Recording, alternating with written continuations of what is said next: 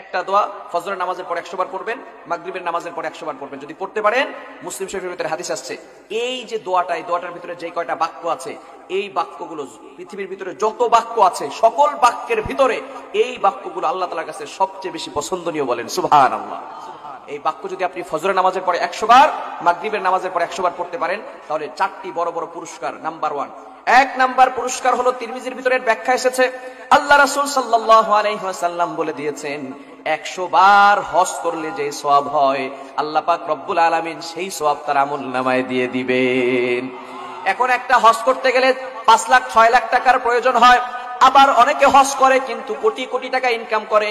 হারাম ভাবে ইনকাম করেছে নাকি হালাল ভাবে ইনকাম করেছে, লক্ষ লক্ষ কোটি কোটি টাকা ইনকাম করে। আবার হজ করে, কয়বার যে হজ করেছে তার কোনো হিসাব নাই। কিন্তু যদি তার ভিতরে হারাম কোনো মিশ্রণ থেকে থাকে, এই হারাম মিশ্রণের টাকা দিয়ে যদি করে, আল্লাহর কসম তার একটা হজও কবুল হবে। একটু চিন্তা করেন, ফজরের নামাজের পরে যদি এই ছোট্ট দোয়াটা যদি আপনি 100 বার পড়তে পারেন, তাহলে 1 নাম্বার পুরস্কার হচ্ছে 100 বার হজ করলে যে সওয়াব হয়, সেই সওয়াব আল্লাহ তাআলা আপনার আমলনামায় দিয়ে দিবেন। বলেন সুবহানাল্লাহ। নাম্বার 2, দ্বিতীয় নাম্বার হচ্ছে, ইসমাইল বংশের কোন গোলাম যদি থাকে, এরকম 100 গোলামকে আযাদ করলে যে সওয়াব হয়, আল্লাহ তাআলা সেই সওয়াব তার আমলনামায় দিয়ে দিবেন। বলেন সুবহানাল্লাহ। এখন বর্তমানে একটা মানুষের দাম কত হতে পারে বলেন তো? হিসাব আছে কোনো? কোটির উপরে চলে যাবে না একটা মানুষের দাম? তো আগে ভাবে মানুষকে ক্রয় করে নিত, গোলামকে ক্রয় করে নিত সারা জীবনের জন্য, আবার অনেকে মুক্ত করে দিত, আজাদ করে দিত, কেউ বিক্রি করে ফেলতো।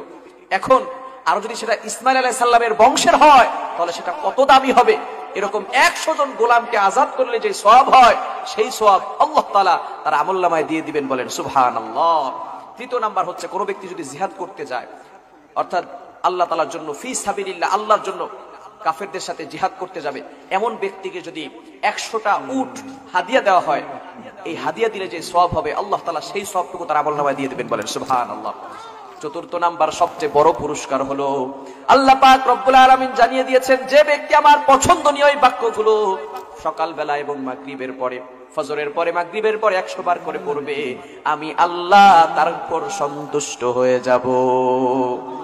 যদি আল্লাহ তাআলা কারোর উপর সন্তুষ্ট হয়ে যায়, তার আর কিছু লাগবে? সে ব্যক্তি ওই দিন আল্লাহ তাআলার কাছে সবচেয়ে বেশি প্রিয় হবে। এজন্য আমরা আমল করতে পারবো তো ইনশাআল্লাহ? আমল করা যাবে তো ইনশাআল্লাহ? এজন্য আমার মুসলমান বন্ধুগণ, সেই বাক্যগুলো কি? মুসলিম শরীফের ভিতরে হাদিস আছে, আল্লাহ তাআলা, আল্লাহ রাসূল সাল্লাল্লাহু আলাইহি ওয়াসাল্লামের মাধ্যমে জানিয়ে দিয়েছেন, আহাব্বুল কালামি ইলাল্লাহি আরবা, আল্লাহ তাআলার কাছে সবচেয়ে প্রিয় বাক্য হচ্ছে 4টি। কয়টি?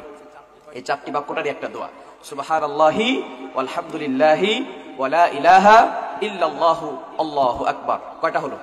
এগুলো আমরা সবাই পারি না? সুবহানাল্লাহ, আলহামদুলিল্লাহ, লা ইলাহা ইল্লাল্লাহ, আল্লাহু আকবার, এগুলো আমরা সবাই পারি না? কি বলেন, সবাই পারি না আমরা?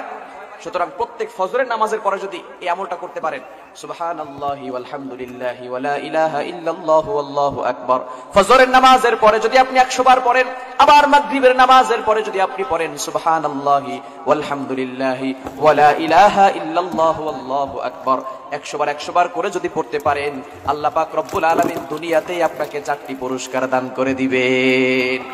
এজন্য আমরা পড়তে পারবো তো ইনশাআল্লাহ? পারবো তো ইনশাআল্লাহ? আল্লাহ পাক রব্বুল আলামিন আমাদের